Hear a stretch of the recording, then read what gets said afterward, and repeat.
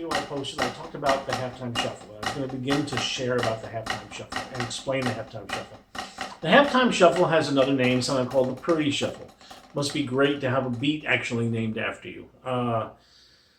So the Purdy shuffle or the halftime shuffle is dependent on your ability to play ghost notes, and dependent even more on your control of the ghost notes, especially for the backbeat part, which is strong. You want to be able to have that control over how hard you're hitting and how soft you're hitting, and be consistent in everything you do. I think the best at it was Jeff Becerra and Rosanna. Now that is a more up-tempo halftime shuffle.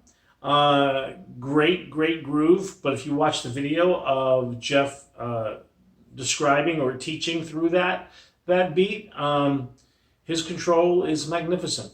Then of course there is the Bonham version, which is the one I used mostly when I introduced this to students. That's Fool in the Rain. He does a halftime shuffle. He does an excellent job at it as well. I think that was a little bit a slower tempo and a little bit easier to start with, and the bass drum pattern is also a little easier than Jeff's. The third one would, and there's a lot of other halftime shuffle grooves that you can, I think Babylon Sisters and a few others, but the ones I'm calling out are the probably three most famous ones, and when I teach this to my students, I teach it in succession. I start with Fool in the Rain, then I graduate them to Rosanna, and then I go to the hardest one, which is Home at Last, which is the master, Bernard Purdy. So again, there is a technique you need to have at least somewhat under your belt, I think, before you can play the halftime shuffle with any sort of proficiency. And that technique is to be able to go from an accented note or a backbeated note where you give it a little snap to very quiet very quickly. And how do we do that? How do we do that? All right, there is a guy on the internet, good guy, he's a good teacher. I agree with most of the way he teaches stuff.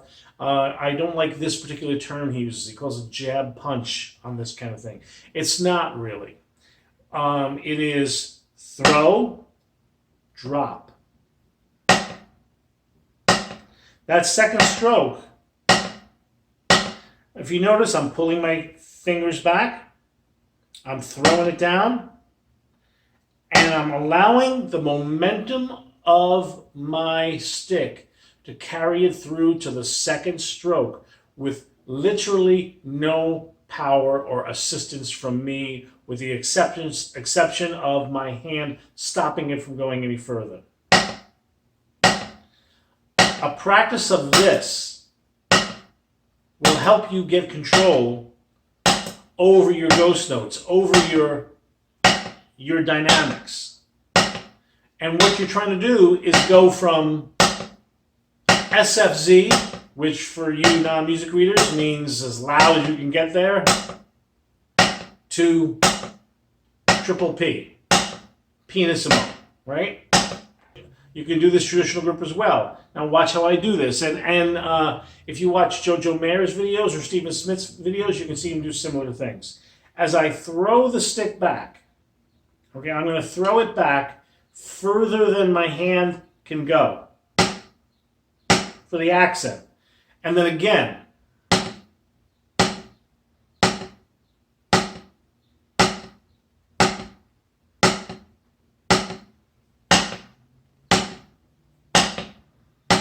so I'm tossing it back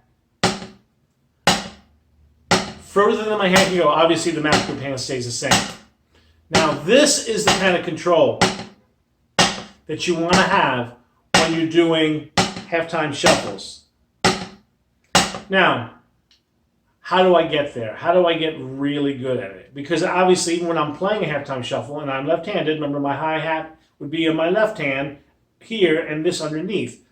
So I can't go that high. So I'm literally letting that momentum, right? But I'm cutting the stick off. Instead of just kind of, right? It comes down and I'm cutting the stick off with my thumb so it can't come back up that far, and giving a short little tip of the pad. Now, the way we get there is our rudiments, right? take the regular roll rudiments. That's the 5-stroke, the 7, and the 9. Do them both matched, do them both traditional, but the accent is going to be on 1. When you're doing the accent at the end, 1E and a 2, you got a lot of time to throw that stick back and throw down. When it's going faster, not as much. That was all off my left. But when you're, going at more shuffle tempos, you have a lot of time. But when you do that accent on the 1, you no longer have that much time. So now I have to do that throw, drop, jab, punch, whatever you call it.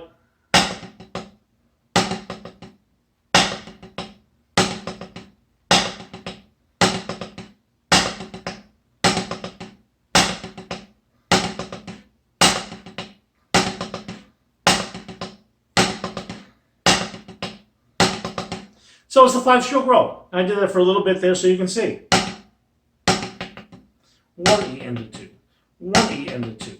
1E. And look how much my stick is pointed down. Now let's do this match grip as well for the other side of the fence there. Those people who hate traditional grip. Watch this.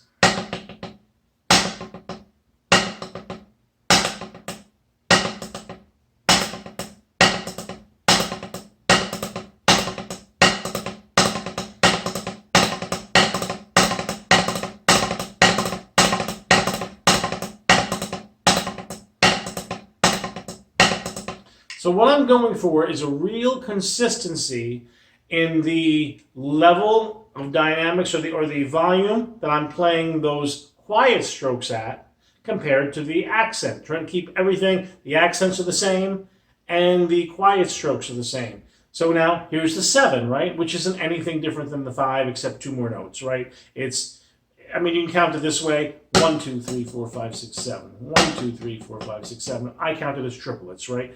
1 and a triple a 2, and 1 and a triple a 2, and 1 and a triple a 2, and 1 and a triple a 2, and.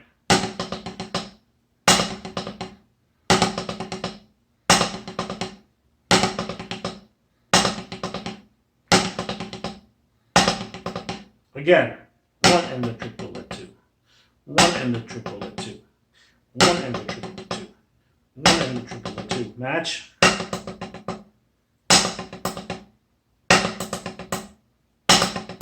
By the way, because of the way you hold your hands and the way when you're crossing, and actually if you watch Purdy do it and Jeff do it, and I'm sure Bonham did it that way, I do think match grip is the better grip for the halftime shuffle. It isn't that you can do it traditional. It is fine. I do it many times traditional. But I do think it is the better grip for the halftime shuffle, match grip rather. Is the better grip for the halftime shuffle. Here is the 9-stroke.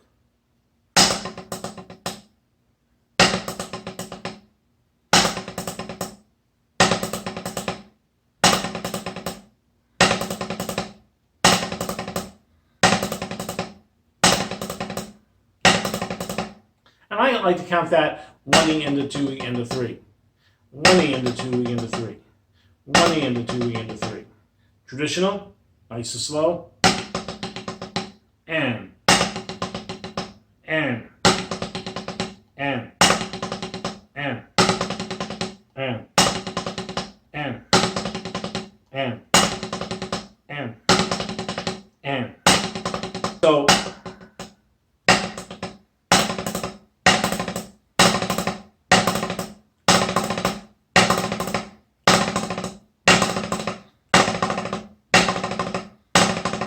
Now just one more time to let you see, that is a great way to gain control over your dynamics, your ability to play dynamics well. That is a great way to get control over the ability to play your dynamics well. All right. I hope you get something out of this. At least a cool exercise to work on to develop your dynamic control, because that is really important. The thing I hear the most about guys that are younger than me when I'm playing with bands that use guys that are younger than me, on dates I'm not available for, whatever, is that, and I've heard this more than once, and I don't know, it's not like I'm bragging, but it's great to play with a drummer who understands dynamics. And I was taught that by Joe Casadas, and I'm teaching it to you. So please, live well, be well. See you soon.